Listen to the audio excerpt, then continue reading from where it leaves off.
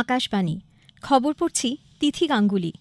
এখনকার বিশেষ বিশেষ খবর হল, প্রধানমন্ত্রী নরেন্দ্র মোদী চেন্নাইয়ে আজ সম্পূর্ণভাবে দেশীয় প্রযুক্তিতে তৈরি Arjun main battle tank MK-1 সেনাবাহিনীর হাতে তুলে দিয়েছেন। তামিলনাড়ুতে আজ একগুচ্ছ প্রকল্পের উদ্বোধনের পর শ্রী মোদী কেরালাতেও কিছু প্রকল্পের উদ্বোধন ও শিলান্যাস করবেন। দপ্তরগুলিতে কোভিড-19 সংক্রমণ রুখতে কেন্দ্রীয় সরকার মান্য কার্যবিধি চালু করেছে। আন্দোলনের নামে সম্পত্তি ধ্বংস, সরকারি কাজে যারা ক্ষতি করছেন তাদের জন্য ক্ষতিপূরণ আদায়ের জন্য হরিয়ানা সরকার কঠোর আইনের চিন্তাভাবনা করছে। মার্কিন সেনেটে ইমপিচমেন্ট বিচারে প্রাক্তন রাষ্ট্রপতি ডোনাল্ড ট্রাম্পকে অব্যাহতি দেওয়া হয়েছে। মায়ানমারে সামরিক শাসকরা প্রতিবাদী আন্দোলনে অংশ নেওয়া ব্যক্তি ও মদতদাতাদের গ্রেপ্তারের নির্দেশ দিয়েছে। করোনা সংক্রমণ এড়াতে মাস্ক পরুন ও ঠিকভাবে পরুন, 2 গজ দূরে থাকুন, নিরাপদ দূরত্ব বজায় রাখুন, হাত ও মুখ পরিষ্কার পরিচ্ছন্ন রাখুন। আসছি বিস্তারিত খবরে। প্রধানমন্ত্রী নরেন্দ্র মোদী আজ চেন্নাইয়ে সম্পূর্ণ দেশীয় প্রযুক্তিতে তৈরি Arjun main battle tank MK-1 সেনাবাহিনীর হাতে তুলে দিয়েছেন। এক অনুষ্ঠানে প্রধানমন্ত্রী প্রতিরক্ষায় আত্মনির্ভরতার বিষয়টি তুলে ধরেন। Let us make paper. Let us make factories. Let us make schools. Let us make vehicles that can move and fly. Let us make ships that can shake the world. Inspired by this vision, India has undertaken a massive effort to become self-reliant in the defense sector. প্রধানমন্ত্রী আজ তামিলনাড়ুতে বেশ কিছু প্রকল্পের উদ্বোধনের পর কেরালাতেও বেশ কিছু প্রকল্পের শিলান্যাস ও উদ্বোধন করবেন। প্রধানমন্ত্রী আজ ৩,৭৭০ কোটি টাকা ব্যয়ে নির্মিত দ্বিতীয় পর্যায়ে চেন্নাই মেট্রো রেল প্রকল্পের যাত্রী পরিষেবার সূচনা করবেন। এছাড়া চেন্নাই বিচ এবং আথিপাট্টুর মধ্যে 293 কোটি টাকা ব্যয়ে নির্মিত রেল বৈদ্যুতিকরণ প্রকল্পের উদ্বোধন ও কাল্লানাই সুড়ঙ্গ সম্প্রসারণ প্রকল্পের শিলান্যাসও করবেন। এছাড়া শ্রী মোদী থাইউরে IIT ডিসকভারি ক্যাম্পাসের শিলান্যাস করবেন। কেরালাতে প্রধানমন্ত্রী নরেন্দ্র মোদী জাতির উদ্দেশ্যে ভারত পেট্রোলিয়ামের প্রোপিলিন ডেরিভেটিভ পেট্রোকেমিক্যাল প্রজেক্টটি উৎসর্গ করবেন। এই প্রকল্পে অ্যাক্রিলেট ও অ্যাক্রিলিক অ্যাসিড ও অক্সো অ্যালকোহল তৈরি হবে। বর্তমানে এইসব সামগ্রী বিদেশ থেকে আমদানি করা হয়। প্রকল্পটি কাজ শুরু করলে বছরে ৩৭০০ থেকে ৪,০০০ কোটি টাকার বিদেশি মুদ্রার সাশ্রয় হবে। PDPP কমপ্লেক্সটি তৈরি করতে ৬,০০০ কোটি টাকা খরচ হয়েছে। সেই সঙ্গে কোচিনের ওয়েলিংটন দ্বীপে রোরো ভেসেল পরিষেবাও তিনি জাতির উদ্দেশ্যে উৎসর্গ করবেন। জাতীয় জলপথ 3 এর বালগাত্তি ও ওয়েলিংটন দ্বীপের মধ্যে আন্তর্জাতিক জলপথ পরিবহন কর্তৃপক্ষ 2টি রোল অন রোল অফ ভেসেলের পরিষেবার সূচনা করবে। এর ফলে কোচি শহরে যানজট হ্রাস পাবে। পুলওয়ামা জঙ্গি হামলার দ্বিতীয় বার্ষিকীতে আজ দেশ শহীদ CRPF জওয়ানদের স্মরণ করছে। 2019-এর 14 ফেব্রুয়ারি জৈশ-ই মোহাম্মদের আত্মঘাতী গাড়ি হামলায় জাতীয় সড়কের ওপর 40 জন জওয়ানের প্রাণহানি হয়। আহত হন আরও বহু জওয়ান। পুলওয়ামার কাকাপুরার বাসিন্দা আদিল আহমেদ ওরফে ওয়াকাস এই ঘটনার প্রধান অভিযুক্ত। এর পরিপ্রেক্ষিতেই পরবর্তীকালে ভারতীয় বায়ুসেনা বালাকোটে জঙ্গি ঘাঁটি আক্রমণ করে ধ্বংস করে দেয়। অফিসগুলিতে কোভিড-19 সংক্রমণ রুখতে কেন্দ্রীয় সরকার একটি মান্য কার্যবিধি SOP চালু করেছে। স্বাস্থ্যমন্ত্রক জানিয়েছে, কন্টেনমেন্ট জোনে চিকিৎসা ও জরুরি পরিষেবা সংক্রান্ত বিষয় ব্যতি রেখে বাকি দপ্তর বন্ধ থাকবে। অন্যান্য দপ্তরগুলিতে মান্য স্বাস্থ্যবিধি প্রত্যেককেই মেনে চলতে হবে। সাক্ষাৎ প্রার্থীদেরও বিধি মেনেই অফিসে ঢুকতে হবে। দেশে গত 24 ঘণ্টায় করোনামুক্ত হয়েছেন 11,106 জন। এই নিয়ে মোট 1,06,11,731 জন সুস্থ হয়েছে। নতুন করে সংক্রমণ ছড়িয়েছে 12,194 জনের মধ্যে। মোট সংক্রমিতের বেশিরভাগই মহারাষ্ট্রের বাসিন্দা। কেন্দ্রীয় স্বাস্থ্য মন্ত্রকের প্রকাশিত আজ সকালে বুলেটিন অনুযায়ী দেশে এ পর্যন্ত করোনা সংক্রমিত হয়েছেন 1,09,04,940 জন। আরোগ্যের হার 97.31%। গত 24 ঘণ্টায় মৃত্যু হয়েছে 92 জনের। মুম্বাইয়ে পরপর 4 দিন করোনা সংক্রমণের সংখ্যা ঊর্ধ্বমুখী। গত 24 ঘণ্টায় 3,000-এরও বেশি মানুষ সংক্রমিত হয়েছেন।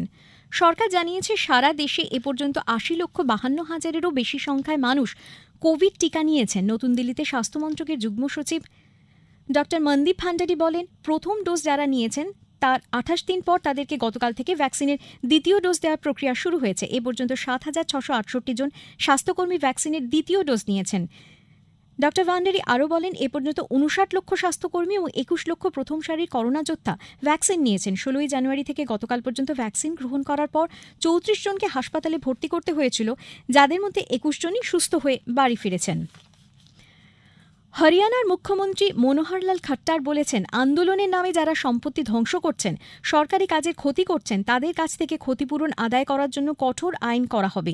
হরিয়ানায় কৃষক আন্দোলনের প্রসঙ্গে সাংবাদিকদের বলেন, নানা ধরনের স্বার্থ চরিতার্থ করার জন্য কিছু মানুষ উঠে পড়ে লেগেছে। গতকাল তিনি নতুন দিল্লিতে স্বরাষ্ট্রমন্ত্রী অমিত শাহ অন্যান্য শীর্ষ বিজেপি নেতাদের সঙ্গে বৈঠক করে কৃষক আন্দোলনের প্রেক্ষাপটে রাজ্যের সাম্প্রতিক পরিস্থিতি নিয়ে কথা বলেন। অন্ধ্রপ্রদেশের কুর্নুল জেলায় আজ ভোরে একটি ভ্যান ও লরির মুখোমুখি সংঘর্ষে 14 জন নিহত হয়েছেন, 4 জন গুরুতর আহত। ভেল দুর্তি মণ্ডলের অন্তর্গত মাদারপুর গ্রামে 44 নম্বর জাতীয় সড়কে দুর্ঘটনাটি ঘটে। গুরুতর আহতদের স্থানীয় সরকারি হাসপাতালে ভর্তি করা হয়েছে। প্রধানমন্ত্রী নরেন্দ্র মোদী এই দুর্ঘটনায় গভীর শোক প্রকাশ করে মৃতদের পরিবারবর্গের প্রতি সমবেদনা জানিয়েছেন। এই খবর শুনছেন আকাশবাণী থেকে। সেনেটে ঐতিহাসিক ইমপিচমেন্ট বিচারে 57-43 ভোটে প্রাক্তন মার্কিন রাষ্ট্রপতি ডোনাল্ড ট্রাম্প অভিযোগ থেকে অব্যাহতি পেয়েছেন। 6 জানুয়ারি ক্যাপিটাল ভবনে মারমুখী জনতার হামলায় উস্কানি দেওয়ায় ট্রাম্পকে দোষী সাব্যস্ত করার জন্য 2/3 ভোটের প্রয়োজন থাকলেও তা হয়নি। যদিও 7 জন রিপাবলিকান সদস্য ট্রাম্প দোষী বলে ভোট দেন। এই নিয়ে দুবার ট্রাম্পকে ইমপিচমেন্ট প্রক্রিয়ার মুখোমুখি হতে হল এবং দুবারই তিনি অব্যাহতি পেলেন।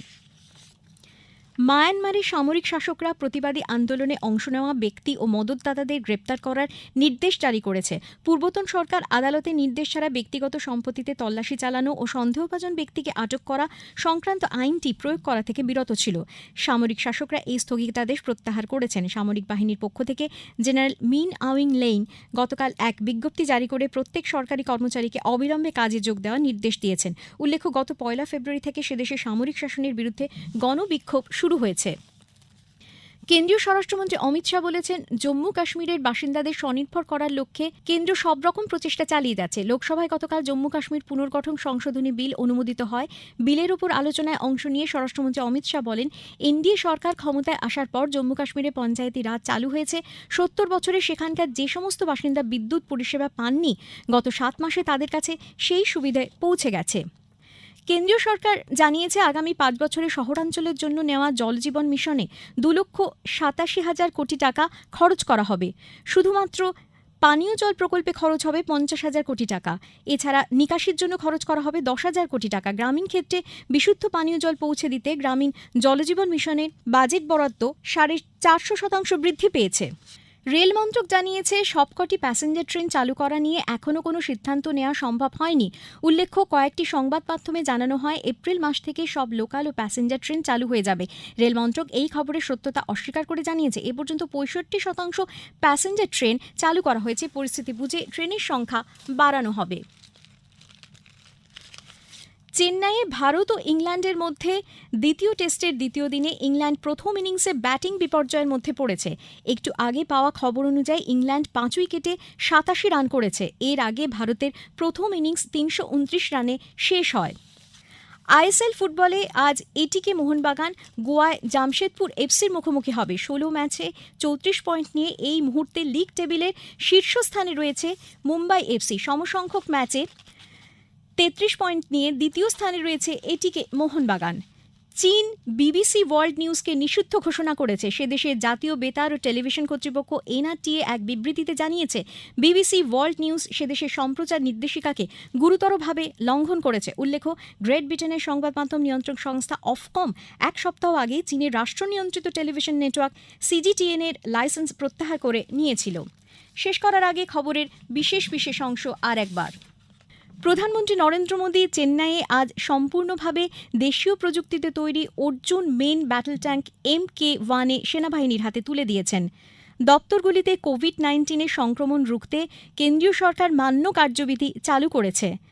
মার্কিন সেনেটে ইমপিচমেন্ট বিচারে প্রাক্তন রাষ্ট্রপতি ডোনাল্ড ট্রাম্পকে অব্যাহতি দেওয়া হয়েছে। মায়ানমারে সামরিক শাসকরা প্রতিবাদী আন্দোলনে অংশ নেওয়া ব্যক্তি ও মদতদাতাদের গ্রেপ্তারের নির্দেশ দিয়েছেন। খবর শেষ হলো।